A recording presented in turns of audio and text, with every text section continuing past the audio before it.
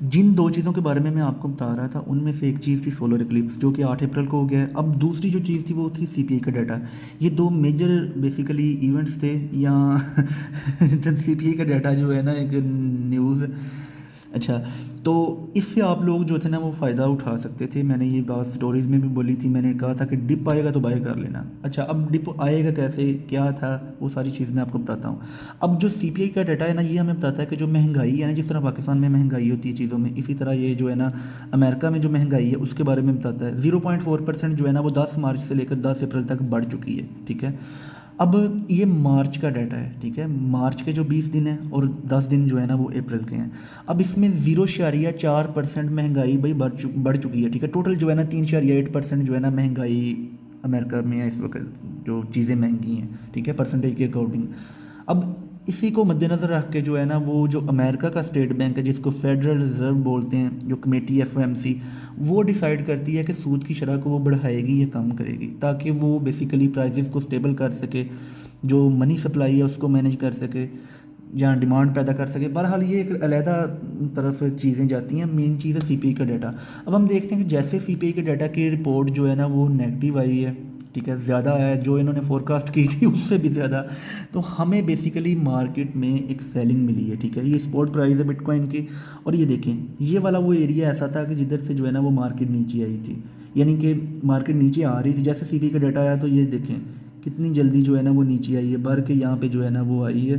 Candles को आप देखें, और ये वाला ऐसा एरिया था बेसिकली, अगर हम पीछे से देखें, ठीक है, इस पूरे डिमांड जोन को, तो इधर दोबारा डिमांड जो है ना वो बढ़ी है, ठीक है। इधर जो है ना वो, अब ये था डिप, इधर आपने जो है ना वो बाई करना था। अब ये बाई करना जो था, तो फिर उसके बाद आपका टारगेट जो है ना वो ये भी था। अब तीसरी जो मेन चीज़ है वो है बिटकॉइन का हाविंग इवेंट, ठीक है। अब हाविंग इवेंट जो है ना वो ऐसा इवेंट है कि जिसका नैरेटिव ऑलरेडी सोशल मीडिया पे इतना अच्छा खासा बिल्ड हो गया कि मैं बता नहीं सकता आपको, ठीक है। इधर कुछ भी हो सकता है, 80,000 के ऊपर भी जो है ना प्राइस जा सकती है। एस्ट्रोलॉजी से भी जो है ना इंशाल्लाह मैं बताऊंगा वोलेटिलिटी रहेगी या कौन से टारगेट्स हैं, वो एक अलग वीडियो में बनाऊंगा। अच्छा, अब देखिए सारी मार्केट जो है नीचे आ रही, सिर्फ और सिर्फ जो चेंज हमें नज़र आया है जिसमें हमने ट्रेड करनी थी वो बिटकॉइन है, ठीक है, और अथीरियम। बिटकॉइन अथीरियम के अलावा जितने भी कॉइन्स हैं सारे नीचे हैं, ठीक है। तो अब अथीरियम में अब सिनेरियो दूसरा देख लेते हैं, ठीक है।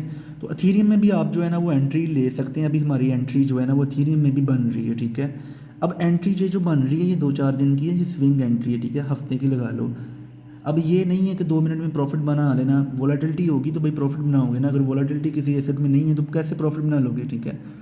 तो ये वाले जो दो मतलब एसेट है, मेजर एसेट, ठीक है, इनमें से जो है ना वो एक तो यहाँ से भी एंट्री बन रही है, और सेकेंडली जो बिटकॉइन की एंट्री थी वो थोड़ा नीचे से बनती थी, जो कि मैंने आपको जो है ना वो बता दी है। बिटकॉइन की जो एंट्री थी वो इस एरिया से बनती थी, ये जो नीचे वाला एरिया है 67,757 का, और देख लें मार्केट कितना ऊपर जा रही है और आगे ऊपर ही जानी है। अब जो तीसरा मेन इवेंट है ये ब्लॉकचेन बेस्ड इवेंट है हाविंग। इसका जो नैरेटिव है ना, ठीक है, इसको आपने मद्देनज़र रखना है, और बिटकॉइन की प्राइस एक नया ऑल टाइम हाई जो है ना बना सकती है। ये मैं एक अलग वीडियो फिर बनाऊंगा और उसमें आपको जो है ना वो बताऊंगा। तो ये बड़ी इंपॉर्टेंट अपडेट थी जो मैंने आपके साथ शेयर करनी थी।